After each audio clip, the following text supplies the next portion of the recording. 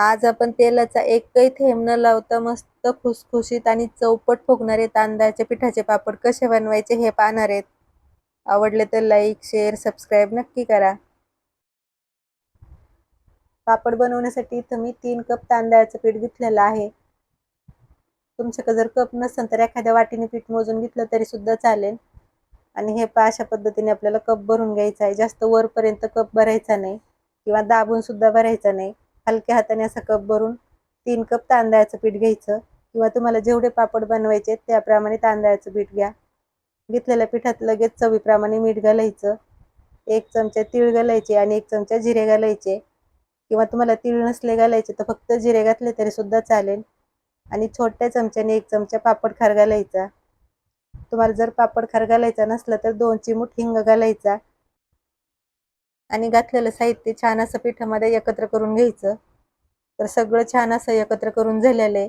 पीठ आपण जरा वेळासाठी बाजूला ठेवूया आणि पीठ मळून घेण्यासाठी आपण पाणी गरम करून घेऊया. तर इथं मी पातेल्यामध्ये 3 कप पाणी काढून घेतलेलं आहे.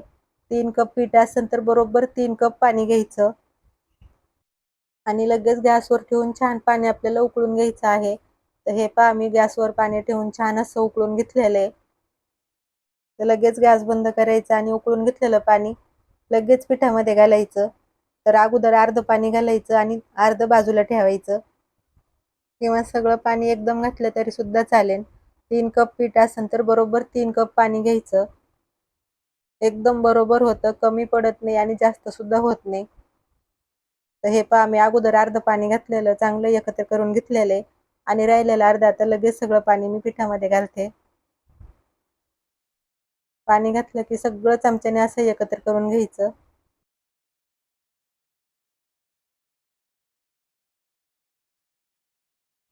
पाणी आपण चांगलं उकळतं पाणी पिठामध्ये घातलेलं आहे, त्यामुळे एकदम गरम आहे जास्त हे.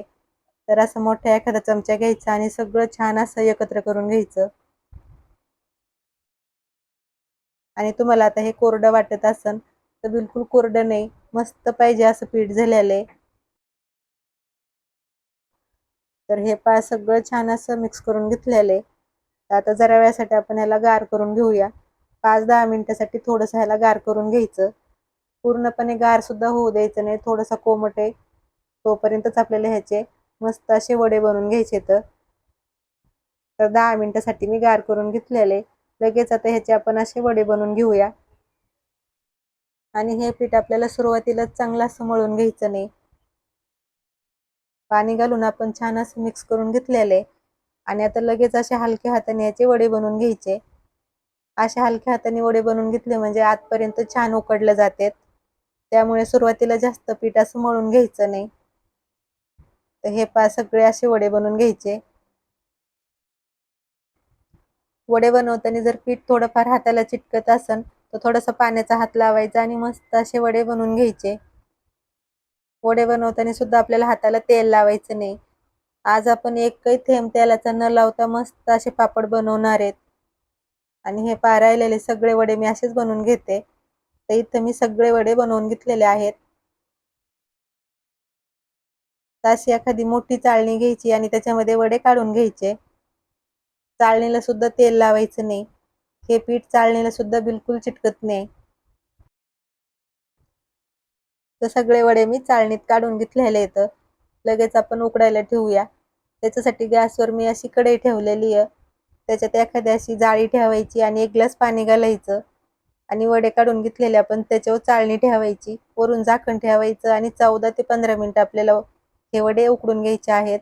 फक्त 14 ते 15 मिनिटं वडे उकडून घ्यायचे, ह्याच्यापेक्षा जास्त नाही. आणि सुरुवातीला 5 मिनिटं गॅस थोडासा मध्यम ठेवायचा आणि नंतर 10 मिनिटं बारीक गॅसवर आपल्याला वडे उकडून घ्यायचे आहेत. सगळे मिळून फक्त 14-15 मिनिटं वडे उकडून घ्यायचे. तर हे पहा मी फक्त 15 मिनिटं वडे उकडून घेतलेले आहेत आणि मस्त उकडलेले आहेत. तर इथं गॅस बंद करायचा आणि कढई तशीच गॅसवरती राहू द्यायची. तर मी गॅस बंद केलेला आहे आणि आता त्याच्यामधून 1-2 वडे आपण काढून घेऊया. एकदम सगळे वडे काढून घ्यायचे नाही, लागते नसे 1-2 घ्यायचे आणि शिल्लक राहिलेल्यावरती झाकण ठेवायचं म्हणजे सगळे पापड बनेपर्यंत पीठ छान गरम राहतं. तर 2 वडे मी काढून घेतले आहेत आणि राहिलेल्या वड्यावरती झाकण ठेवलेलं आहे. तर घेतलेले वडे लगेच आपण एखाद्या अशा मॅशरनी छान वडे फोडून घेऊया. एखाद्या तांब्याने किंवा ग्लासाने फोडून घेतले तरी सुद्धा चालेल. आणि आपल्याला हे वडे गरम आहेत तोपर्यंतच मॅशरने असं छान पीठ मऊ करून घ्यायचं आहे. आणि इथं आता आपल्याला पीठ मस्त असं मऊ मळून घ्यायचं आहे. हे पीठ आपण जेवढं छान मऊ मळून घेतो तेवढे पापड मस्त बनविता येतात. पापड लाटीत असताना बिलकुल चिरटत नाहीत आणि पाहिजे एवढे पातळ पापड आपल्याला लाटता येतात. आणि असं पीठ मऊ करून घेताना इथं आपल्याला पाणी लावायची बिलकुल गरज पडत नाही. आणि तुम्हाला जर वाटलंच पीठ थोडंसं निबर आहे तर अगदी थोडंसं कोमट पाण्याचा हात लावायचा आणि छान असं पीठ मळून घ्यायचं. पाणी जास्त पण लावायचं नाही. पीठ आपल्याला थोडंसं निबरच मळून घ्यायचंय, जास्त पातळ करायचं नाही.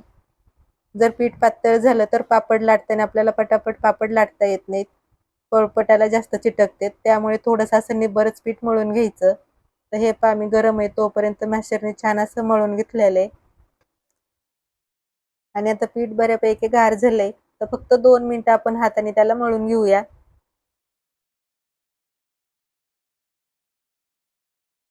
थोडंसं असं मळून झालं की लगेच आपल्याला ह्याच्या लाट्या बनवून घ्यायच्या आहेत. तर थोडंसं पीठ मी मळून घेतलेलं आहे. आणि आज आपण पापड बनवताना तेल लावणार नाहीत, तर असं तांदळाचं थोडंसं सुक्कं पीठ घ्यायचं आणि हाताला थोडंसं लावून अशा लाट्या बनवून घ्यायच्या. सुरुवातीला थोड्याशा लाट्या बनवून घ्यायच्या म्हणजे पापड पटपट लाटता येते. तुम्हाला किती लहान मोठे पापड बनवायचे त्याप्रमाणे तुम्ही लाट्या बनवून घ्या. आणि लाट्या बनवून झाल्या की एखाद्या बाउलमध्ये घालून वरून झाकण ठेवायचं म्हणजे मऊ राहत्यात, कडक होत नाहीत. तर हे पहा मी 2-4 लाट्या बनवून घेतलेल्या आहेत. तर लगेच पापड लाटायला घेऊया. त्याच्यासाठी इथं मी पळपट आणि लाटणं घेतलेले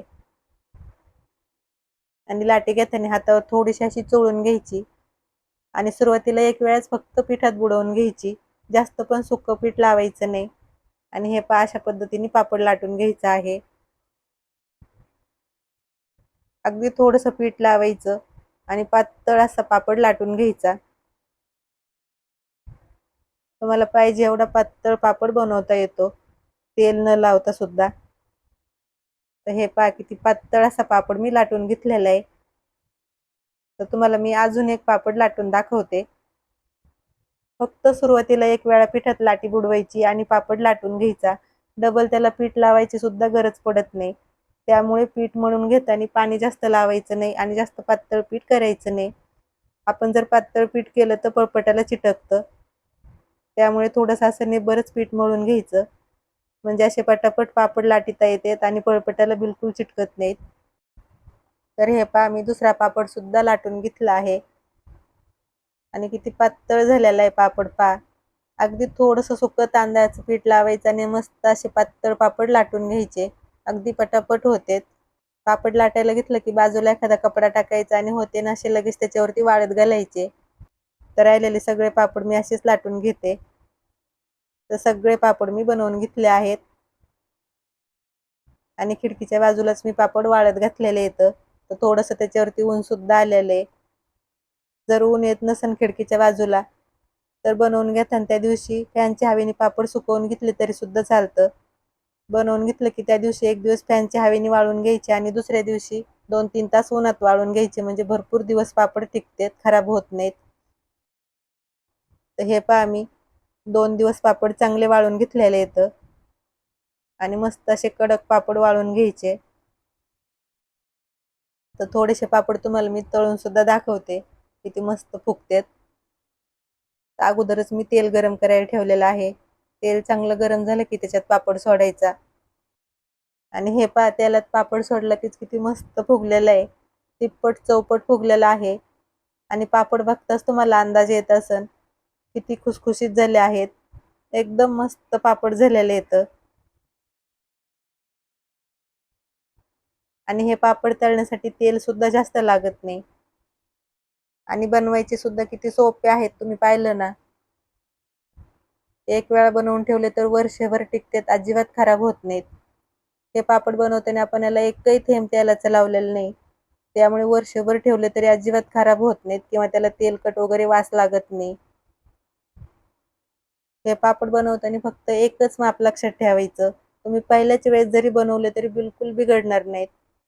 जेवढं आपण तांदळाचं पीठ घेतो तेवढंच त्याच्यामध्ये पाणी घालायचं.